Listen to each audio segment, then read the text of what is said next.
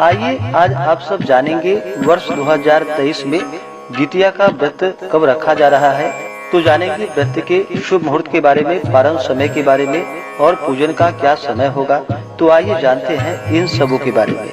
आप सभी भक्तों को जीवित पुत्रिका व्रत की ढेर सारी शुभकामनाएं। जितिया का व्रत जो कि हर वर्ष आश्विन माह के कृष्ण पक्ष की अष्टमी तिथि के दिन इस व्रत को धारण किया जाता है। इस व्रत को जो कि जिउतिया के नाम से जाना जाता है, जीवित पुत्रिका व्रत के नाम से जाना जाता है और इसे जितिया के नाम से जाना जाता है। इस व्रत को स्त्रियां जो कि चिरंजीवी संतान की प्राप्ति के लिए, अपने संतान की रक्षा के लिए, सुख सौभाग्य में वृद्धि के लिए और वंश वृद्धि के लिए इस व्रत को खास करके स्त्रियां धारण करती हैं। इस व्रत को करने वाली स्त्रियों को जो कि 3 दिनों तक नियम का पालन करना पड़ता है और यह व्रत जो कि बड़ा ही कठिन माना जाता है। इस व्रत में जो कि सप्तमी तिथि के दिन नहाय खाए का कार्य किया जाता है, अष्टमी तिथि के दिन व्रत धारण किया जाता है और नवमी तिथि के दिन व्रत का पारण किया जाता है। अष्टमी तिथि को जो कि पूरी अष्टमी व्रत को धारण करना चाहिए और नवमी को जाकर के व्रत का पारण किया जाता है। इस बार आश्विन माह कृष्ण पक्ष की अष्टमी तिथि प्रारंभ समय जो कि 6 अक्टूबर 2023 दिन शुक्रवार सुबह 6:37।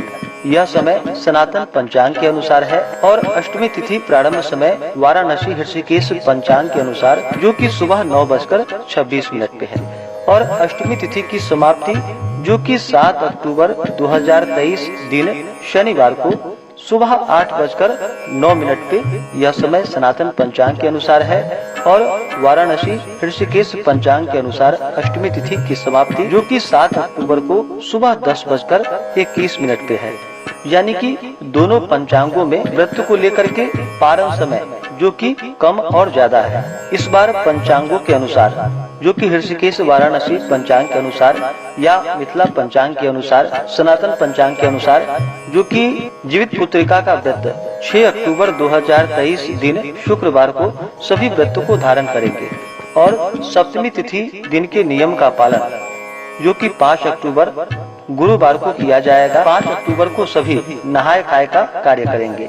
नहाय खाए में जो कि इस दिन स्नान करके शुद्ध वस्त्र धारण करके अपने इष्ट देवता कुल देवता का पूजन करके इस दिन शुद्ध और सात्विक आहार ग्रहण करनी चाहिए। लहसुन प्याज आदि का प्रयोग नहीं करना चाहिए। कुछ जगहों पर जो कि नहाय खाए के दिन मछली खाने की भी परंपरा है, लेकिन आप अपने अपने परंपराओं के अनुसार व्रत को धारण करें। जहां तक हो सके सप्तमी तिथि के दिन शुद्ध और सात्विक आहार ग्रहण करनी चाहिए। लहसुन प्याज मांस मदिरा अंडा आदि का सेवन बिल्कुल भी नहीं करना चाहिए और फिर अष्टमी को व्रत धारण करना चाहिए।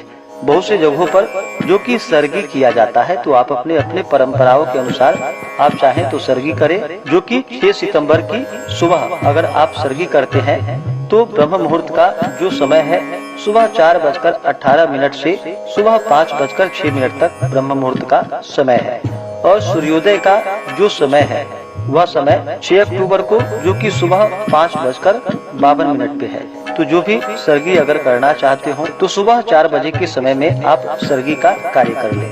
बहुत से जगहों पर सर्गी नहीं किया जाता है, तो आप अपनी परंपराओं के अनुसार व्रत को धारण करें।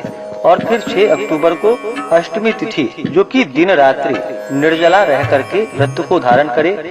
इस व्रत में जो कि अन्न और जल दोनों का ही त्याग करना पड़ता है। अन्न और जल दोनों ग्रहण नहीं करने चाहिए। अष्टमी को निर्जला व्रत धारण करना चाहिए और अगले दिन जाकर के नवमी तिथि को व्रत का पारण करना चाहिए। तो व्रत का जो पारण किया जाएगा, अष्टमी तिथि की समाप्ति 7 अक्टूबर दिन शनिवार को सुबह 8:09 पे जो कि सनातन पंचांग के अनुसार है और वाराणसी पंचांग के अनुसार सुबह 10:21 जो कि अष्टमी तिथि की समाप्ति है। तो आप जहाँ भी रहते हैं उसके अनुसार यह अष्टमी तिथि की समाप्ति का समय है। इसके बाद ही आप व्रत का पारण करें। अष्टमी में व्रत का पारण नहीं करना चाहिए, नवमी में व्रत का पारण करना चाहिए। कथा के अनुसार जो कि इसमें शुद्ध अष्टमी का व्रत बतलाया गया है और नवमी में जाकर के व्रत का पारण बतलाया गया है। जो कि उदया तिथि के अनुसार, सनातन पंचांग के अनुसार जो कि अष्टमी तिथि समाप्ति 7 अक्टूबर को सुबह 8:09 पे है। उसके बाद नौमी तिथि शुरू है। तो जो भी व्रत का पालन करने वाले हैं वो सभी 7 अक्टूबर को सुबह 8:09 के बाद सनातन पंचांग के अनुसार और वाराणसी ऋषिकेश पंचांग के अनुसार 7 अक्टूबर को सुबह 10:21 के बाद सभी व्रत का पारण करेंगे और 6 अक्टूबर को व्रत धारण करेंगे। 5 अक्टूबर को नहाय खाए का कार्य करेंगे। 6 अक्टूबर को जो राहु काल का समय है वह समय सुबह 10:17 से सुबह 11:46 तक होगा और 7 अक्टूबर को राहु काल का समय सुबह 8:49 से सुबह 10:17 तक है। इस बार 6 अक्टूबर को योग जो की परिध योग अगले दिन सुबह 5:31 तक होगा। उसके बाद जो कि शिव योग है इस दिन सर्वार्थ सिद्धि योग भी बन रहा है जो कि रात्रि 9:32 से शुरू होकर के अगले दिन सुबह 6:17 तक सर्वार्थ सिद्धि योग बन रहा है। जीवित पुत्रिका के व्रत में इस दिन विशेष प्रकार से जो कि राजा जीवित वाहन का पूजन किया जाता है और जो कि जितिया माता जो कि माता दुर्गा का माता गौरी का स्वरूप मानी जाती हैं, इनका पूजन किया जाता है।